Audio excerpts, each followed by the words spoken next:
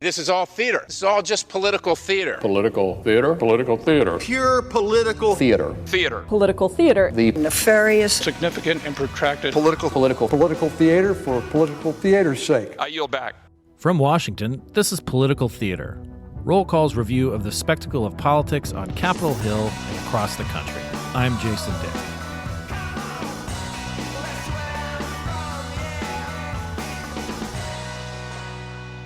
With new presidents come new cabinets, and those cabinets typically have a senator or two. In the case of the incoming Trump administration, the president-elect has already tapped two members of the Senate, Vice President-elect J.D. Vance of Ohio and Florida's Marco Rubio, to be Secretary of State. Once they take their new roles, their states appoint a replacement. Those replacements will take their place among more than 200 other appointed senators who've been sent to the chamber since the 17th Amendment was ratified. That amendment established the direct election of senators as well as the means of filling vacant Senate seats. And the ranks of those 200 plus members show some interesting stories.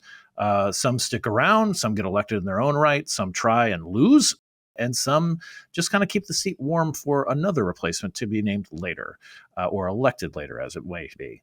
With us to talk about this is Roll Call's elections analyst Nathan Gonzales, the publisher of Inside Elections. Nathan, welcome back to Political Theater. It's first of the year for you. Yes, I mean we're not that far into the year, but yes, this is, and I'm joining. For those of you that are only listening, for my first bespectacled appearance on any podcast, Jason, I did this just for you. I'm trying to up the game here. I mean, it's like the only thing that's missing in terms of like making you like even more legit and more learned and scholarly is if you had like a British accent, because that just means you're automatically smart. But yes, you have your glasses on, which I didn't even know you wore glasses, but I guess you're thanks old, to Costco in my old age. Yes. But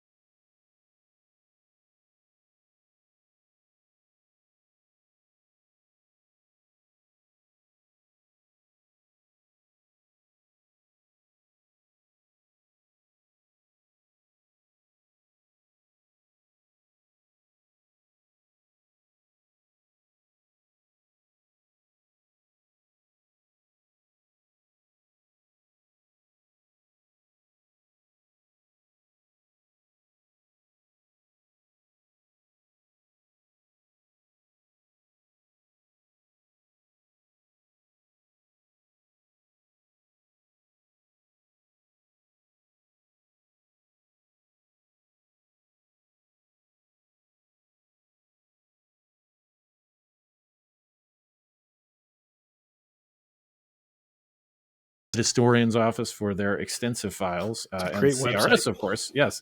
But no, we'll start with the Rienzi M. Johnston, who took the oath of office on January 7th, 1913, and make our way all the way up to George Helmy, who was the last person to. Good. Buckle up, everyone. Yep. Buckle up. Here we go.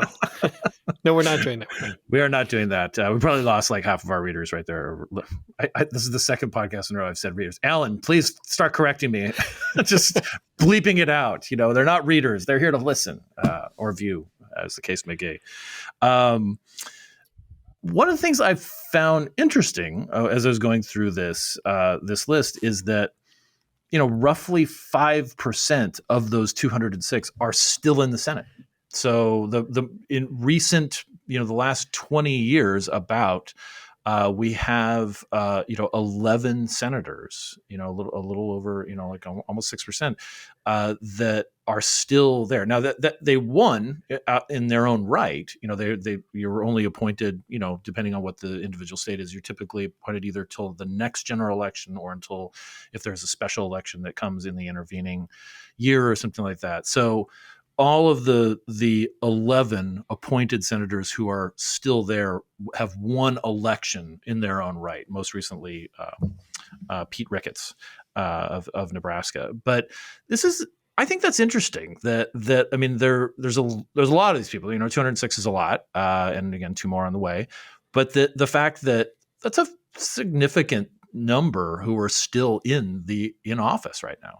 We're living in history. What is it, Dave Jagler of the National, remember where you are so you remember where you were? Like, we will be telling our grandkids about this moment. No, I wonder if it's maybe not about appointed senators, but maybe some other parts of history. Yes.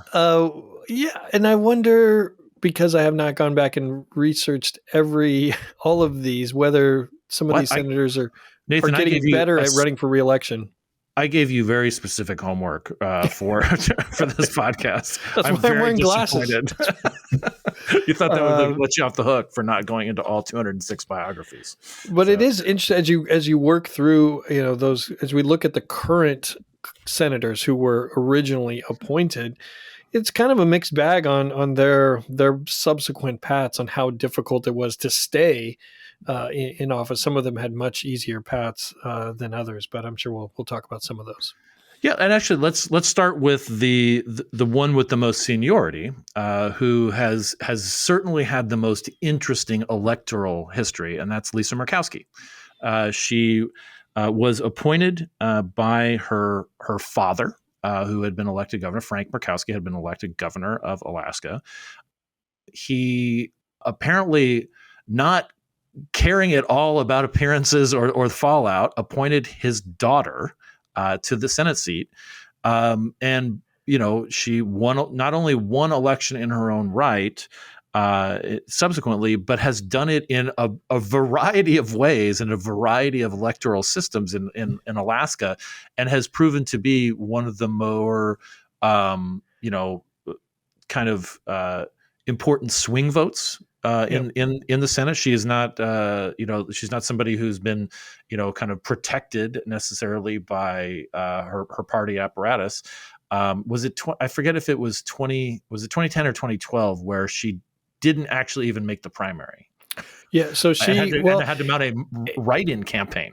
And for those of you that this is far enough back, or you just have normal lives and didn't care, Murkowski, you said he was the governor. This was his Senate seat. He was the senator who was elected governor and appointed Lisa to his Senate seat. This was in 2004. Well, then she was up in 2004. She won that primary against Mike Miller, but then in 2010 is when she lost the primary and then had to run in the general election as a write-in candidate with the last name of Murkowski in order to win re-election, because she lost that primary. So yeah, it's been quite a ride. And she's arguably benefited more in the last couple of election seasons because of their voting system allows, it's actually tough for me to get it right, because I want to think it's kind of like Maine and not, but it's a ranked choice. But it basically enables somebody like Murkowski, who isn't necessarily beloved by the Republican Party base, to get to a general election, at which point, she enjoys a much broader support. But that didn't come until she had been in the Senate for 20 years. And if she's benefited from that current, right, in the present day, if there was a current, or if there was a that system were in place now, the old system, right, traditional primaries, I actually think she would lose. She would Right. she would not survive. That Like means she lost did in she didn't 2010. survive in 2010, right? So she has benefited from that. Yeah.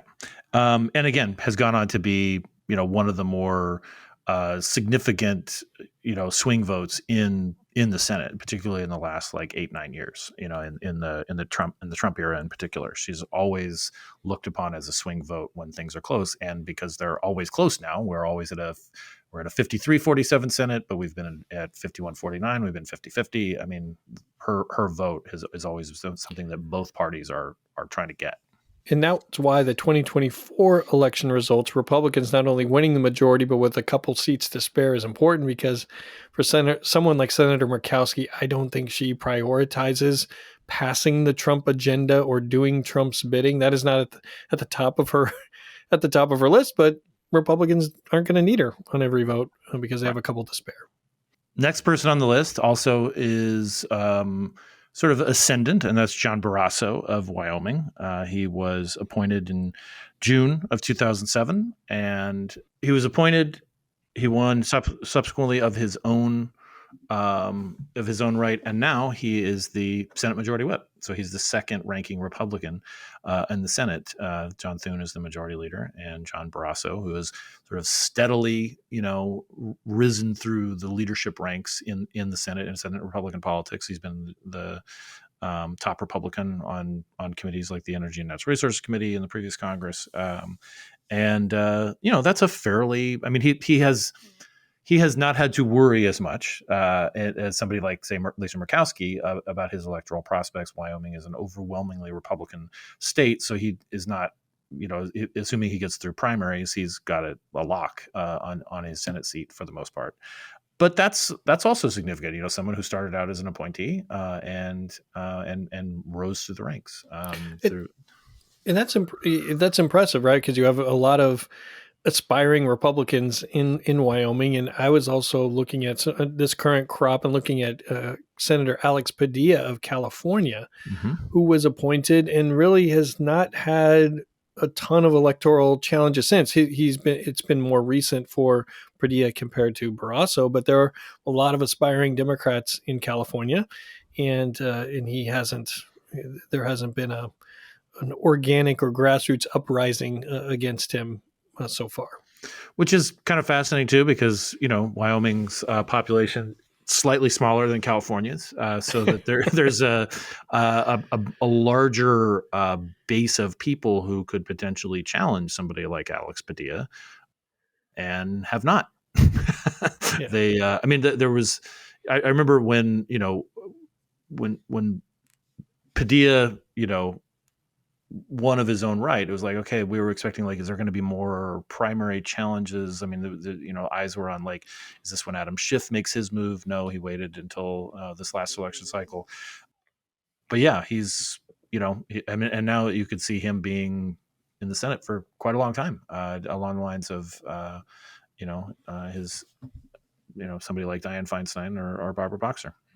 Because one of the dynamics, or a couple of the dynamics at play here, is that, yes, if you get appointed to the Senate, you are given an office, and you are given a higher profile, or maybe an advantage, because how fundraising usually works in our politics is that groups or individuals want to give to incumbents because these senators are serving on committees, and so you get that advantage. But you are also tainted with being the hand-picked, choice of the establishment. And right now there's hardly anything worse than being labeled as establishment. And so that does maybe at least creates an opportunity for someone who is anti-establishment, who wasn't picked by the party leaders, party bosses, all these terms that we hear about. But there's not always someone to fill that lane or fill that role as a challenger. And I should note too that just the echoes of another presidency or another new presidency. I mean, Padilla was appointed to fill the seat of Kamala Harris, who had been elected vice president. So that's one of those, more typical routes, somebody getting a cabinet appointee or being vice president. And two examples of California's two examples of different types of appointments. You had Alex Padilla, who was appointed and then ran, and then we had Dianne Feinstein's vacancy, appointed LaFonza Butler, who did not seek election to the term, and that's then created, and then Adam Schiff and that primary that happened. That definitely was a primary there, but but just two different ways that appointments, how appointed senators handle their careers. Yeah. Next on the list is Roger Wicker. He was appointed. He was a member of the House when he was appointed to the Senate to replace Trent Lott when Lott left the Senate. I saw photos of him in the Senate just this week. Talked to one of our reporters at CQ Roll Call. Trent Lott. You saw Wicker. Yep. He did just chair the Armed Services Committee. Yes. But yes. Okay. No, Trent Lott was there. Yeah, okay. Trent Lott is still around, looking really not that different than what he looked like 20 years ago. Maybe I feel like he's kind of just looked the same, probably since sixth grade. Yeah. But yeah, and Wicker has gone on not just to win election as Ryan, but is now chairing the Armed Services Committee, and as you said, helmed it in a relatively contentious hearing yesterday when Pete Hegseth, who is Donald Trump's pick to be Defense Secretary, had his confirmation hearing. So, I mean, and Wicker has just switched chairs with Jack Reed, who was a top Democrat in the last Congress.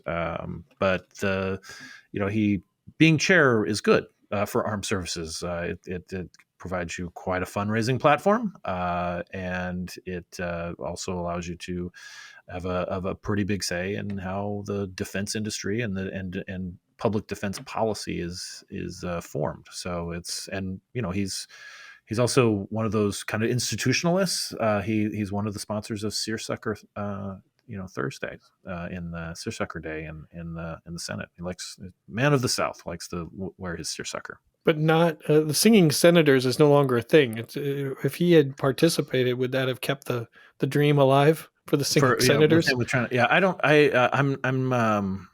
chair. The chair has no such knowledge. Yeah. But Mississippi, both senators now started with appointments, right? Cindy Hyde Smith, yes, also was appointed originally. Wicker's electoral path has not been particularly interesting, but Cindy Hyde Smith, at least that appointment, she had, I believe, Chris McDaniel was the primary challenger. Now I got to try to look and. She only got 41% in her in the first primary that she had after being appointed senator. I thought that was enough for first place, but a little more interesting than or more difficult than what Wicker's path after he was appointed. Yeah, and it's always interesting to me, like seeing these, a state like Mississippi is very Republican, but it also has this floor, right? Because the Democrats can get anywhere from around 38 to 42% of the vote on a statewide race now, and that seems to be their floor. So it's a Republican state, but it also is in stasis, for the most part. Like the Republican ranks aren't growing so much, but they're not reducing either. So there's this interesting interplay with Republicans where you've got people like McDaniel, who's very much identifies with the MAGA movement and Tea Party before that. Hyde Smith is a little bit more of kind of in that Wicker mode, a little more of an institutionalist. But so if these fights get really nasty, all it does is kind of damage relationships. I mean, because it'll be a Republican almost regardless. I mean, it would take something kind of momentous for a Democrat to win a statewide race, particularly a Senate race. I mean, I know McDaniel has he's still poking around in Mississippi politics, but doesn't seem like he may have hit his, the apex of his electoral career, at least at this point. I don't know. Well, it's somewhat similar to Alabama in that southern states with, relatively high African-American vote populations. And we saw in Alabama, related to appointed senators, what needs to happen for a Democrat to win. Yes. With the appointment of Luther Strange, Big Luther, but Yes. then his primary loss to Roy Moore. And actually, I want to just quickly finish off because we've talked about almost all of the appointed senators who are still there, but I do want to get to the folks who got appointed and lost, and Big Luther is the big one so far. Not just because he's like enormously tall. Some of the other folks, who are still have won statewide races and are even in leadership positions. Michael Bennet, who was an odd choice when he was appointed to replace Ken Salazar, who had become Interior Secretary under Barack Obama. He was the head of like the Denver school system. And people, I scratched my head about that appointment that John Hickenlooper made at the point. It was Hickenlooper, I believe, at that point, who was. Yes, I'm going to go with yes. Yes, because I think that Bennett and Hickenlooper's relationship extended back to when they were both, when he was mayor, right? Hickenlooper was mayor, yes, and Bennett was running Denver schools, and talk about somebody who has figured out a way to win. I mean, granted, he's helped out by a state like Colorado that trends blue now. I mean, this is a Democratic state for the most part, but it was more competitive back then. And yep. Bennett's initial appointment, and then he faced State House Speaker Andrew Romanoff, right? And Romanoff primary, was the Speaker of the State House, and even though maybe he was more flash than substance in reality, though, I mean that's a big. His title, at least, made that a very competitive, or that primary got a lot of attention. And then this was in 2010, and Bennett had to run in a good Republican year, but he ended up facing Ken Buck in the general election in one of the few races that Republicans left on the table that cycle. And I remember Ken Buck. Stu and I interviewed him the morning after his Meet the Press appearance, and people can go back and Meet the Press appearance where he was, I would say, conflating alcoholism with being gay, and I think he knew that didn't go well. And when we interviewed him, it was like the soul was not inside someone's body. You could see that he knew this was not going to end well. But Colorado Colorado was much more of a swing state back then than what it is now. And so Bennett is kind of a survivor in those initial appointed days. Yeah. And also, not for nothing, ran for president. He didn't get far in 2020, but he's an interesting guy. He's got a real dry sense of humor, but he's very serious and gets along with Democrats and Republicans. Was one of the people initially talking about his concerns about Biden's age, and whether he was up for running for president. I mean, he's an interesting guy. When did he have that, I say, viral moment where he actually showed emotion on the floor? Do you remember this? People were like, "Oh my God, Michael Bennett, what has gotten into him?" Right. But it was, and his brother famously was previously the editor of The Atlantic and left as editor of the New York Times opinion page amidst a firestorm over, columnists and contributors, kind of scandal. Anyway, it was interesting biography. Kirsten Gillibrand, I mean, this is the new chair of the Democrats' campaign arm in the Senate, was appointed to the seat that was vacated by Hillary Clinton when she became Secretary of State under Barack Obama. Heard of her? Heard of her. Also a presidential contender. Someone who heard of that.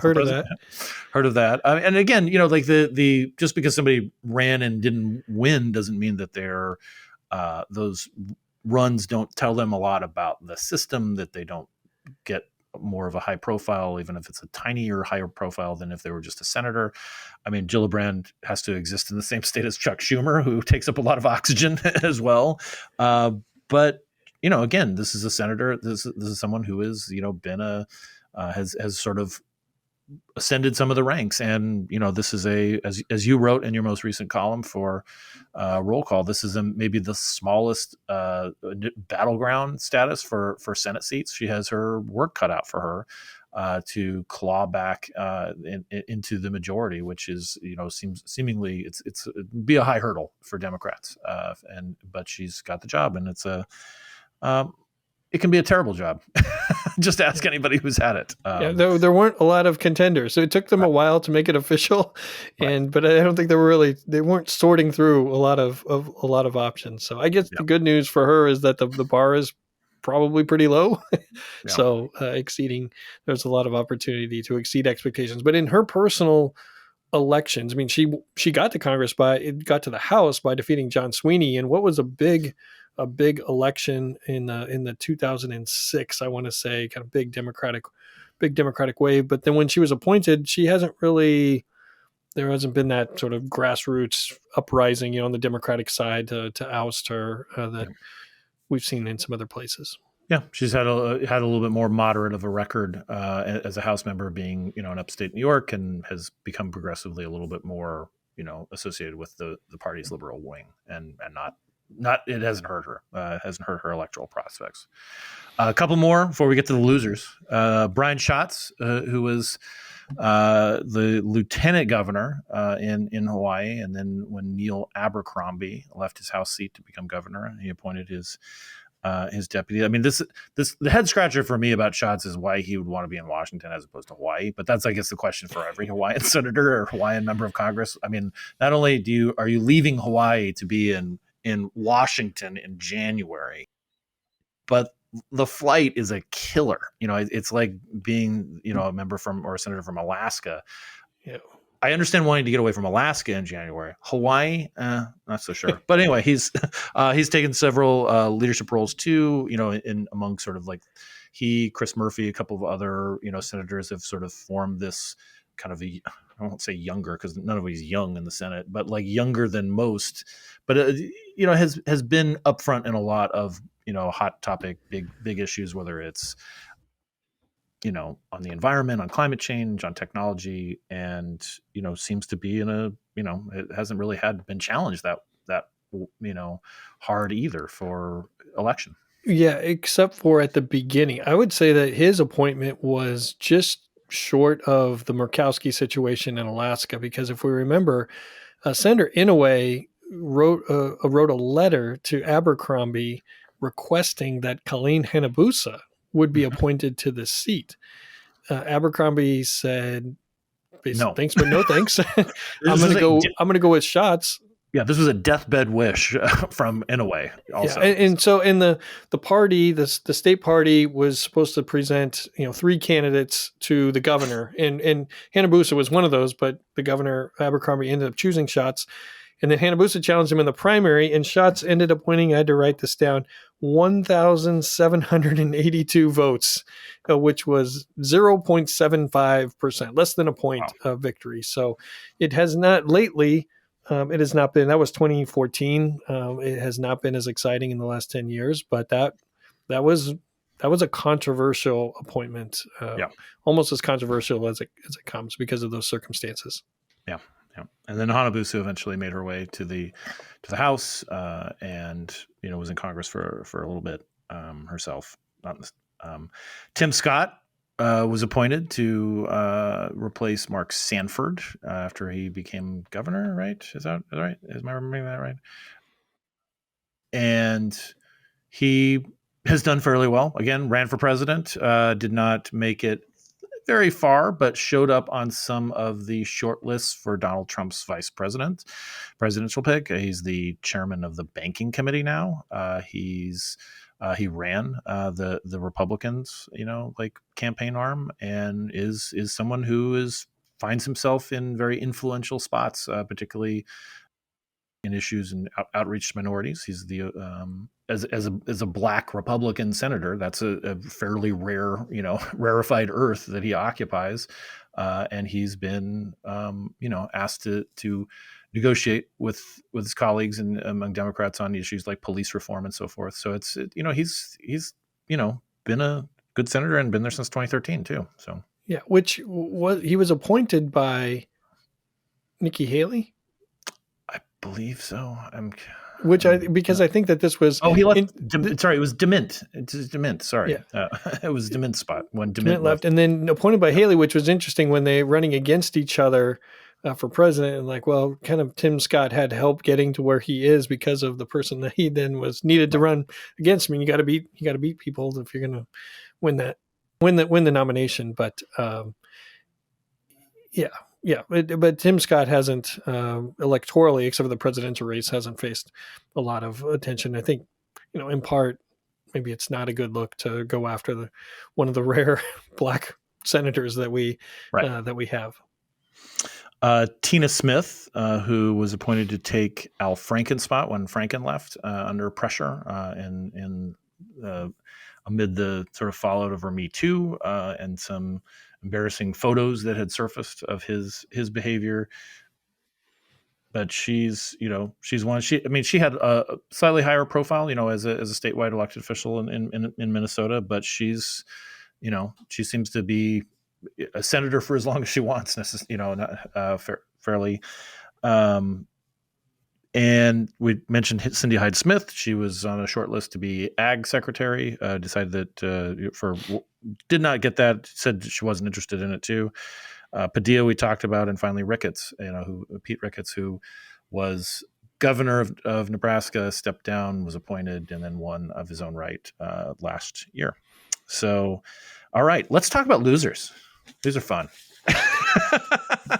This is fun. I always I write a column periodically for a piece for Roll Call about how many losers are in Congress, and people who don't read the story get upset, but it's just about how just because you lost doesn't mean you can't come back and win, but these people were appointed and lost, and I don't think really came back. And Luther Strange, I like how you set it up that this is somebody who was the statewide official. He's Attorney General, right of Alabama, and was appointed to replace Jeff Sessions, who had become Donald Trump's first Attorney General, and sort of hit all the central casting like highlights of being a senator. He was tall, statewide official, had that Southern drawl. He was a lawyer, and so forth, and lost to Roy Moore. In Alabama, to who had a thing for the 10 Commandments and cruising teenage girls at a point in his life when he was a younger man.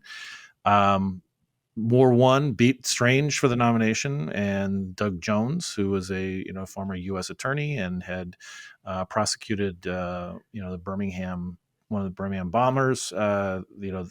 He won of his own right. He didn't win re-election afterwards in more normal times when he wasn't running against Roy Moore, but had to face a more traditional Republican, even if someone with a different biography, and Tommy Tuberville. But no, Luther. I mean, it would seem like that would be the person you'd want in that role, except things had gone. The electorate at that point just wanted Roy Moore. Yeah.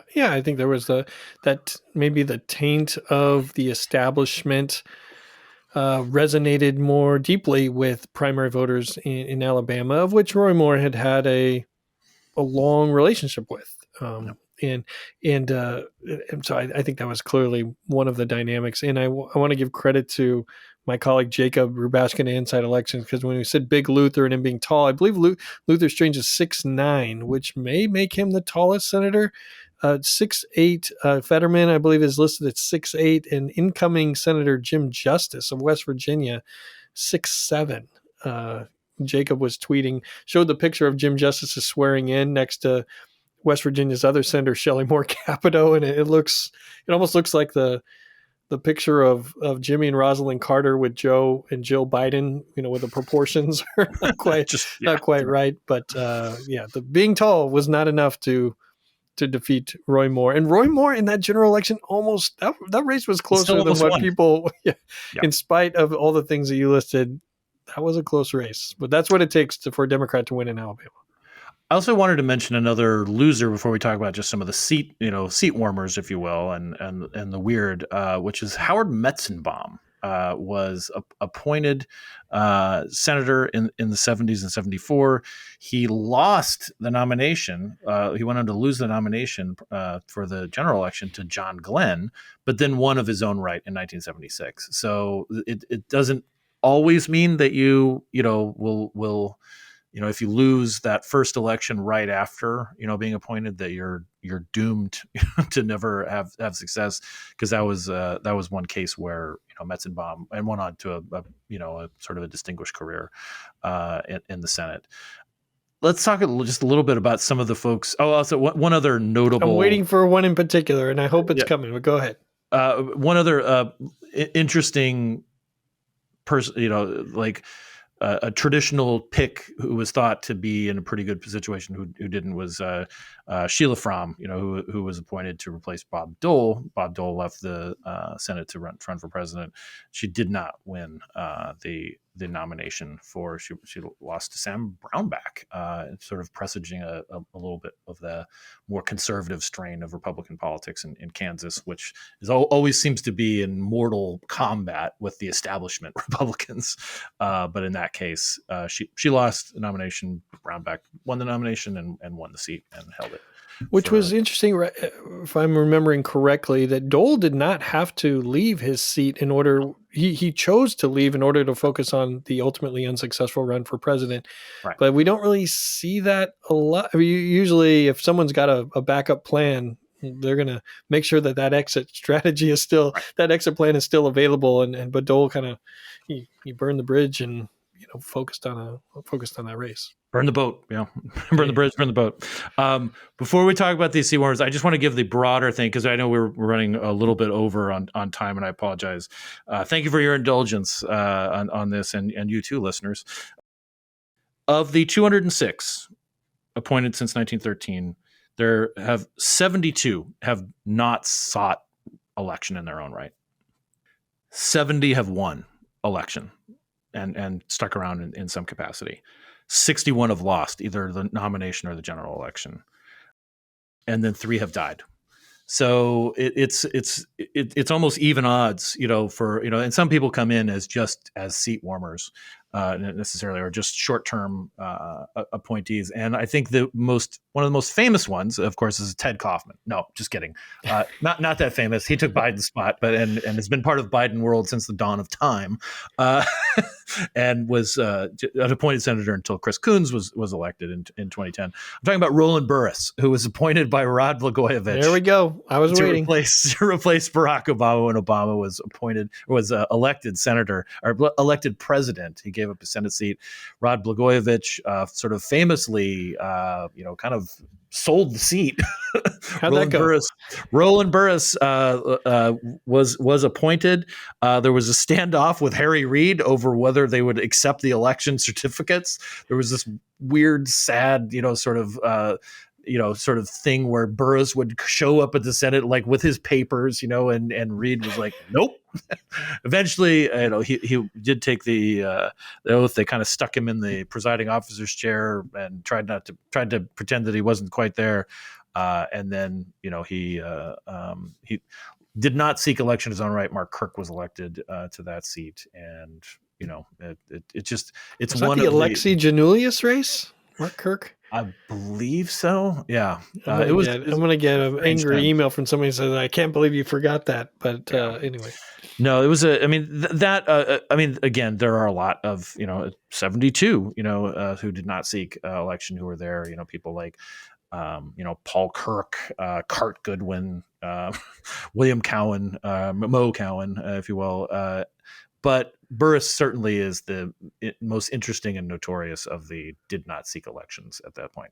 One weird footnote: James Eastland, who the senator from Mississippi, was appointed, did not seek election, but then the next year got elected in his own right in the 40s and stayed until the 70s. All right, that's all the time we have for. But before we leave, words of the week. I thought this was a good one for this week because of the Senate confirmation hearings. It's senatorial courtesy. The Senate's practice of declining to confirm a presidential nominee for an office in the state of a senator of the president's party unless that senator approves. Sometimes called the courtesy of the Senate, the practice is a customary one and not always adhered to. A senator sometimes invokes the custom by declaring that the nominee is personally obnoxious or personally objectionable to him. And then also, this is more relevant for the confirmation hearings right now, which is that the Senate, this is also in the senatorial courtesy of the CQ by Dictionary of Congressional Terms. The Senate usually confirms the nomination of a sitting or former senator at once without referring it to a committee. And it also usually complies with the senator's request for a temporary delay in considering a nomination, a request referred to as a hold. That is definitely a thing of the past. As we can see, Marco Rubio, a sitting senator, has his confirmation hearing as we're recording this. So they wanted the hearing. They weren't just going to give Marco Rubio a pass and confirm him without a hearing. So, well, this has been my first experience with Word of the Day. I thought that this was going to be, you were going to do it at the beginning, and it was going to be like Pee-wee's Playhouse, where they had a word, the secret word, and whenever someone said it throughout the episode, everyone just goes nuts. There's a way to spice this up. So Alan Chizinski, our wonderful producer, he's considering something along those lines. But for right now, we just wanted to get it off the ground, kind of like a SpaceX rocket. Well, if my idea takes off, my revision, then I need royalties. All right. Well, I will work on getting my bow tie collection up to snuff. Then I'm looking for a zombie. Say again, Alan. I'm looking for a zombie for the show. There we go. All right. Thanks so much, Nathan. Thank you, Alan, for excellent production as usual. And we will see everybody another time on another episode of Political Theater. Thanks.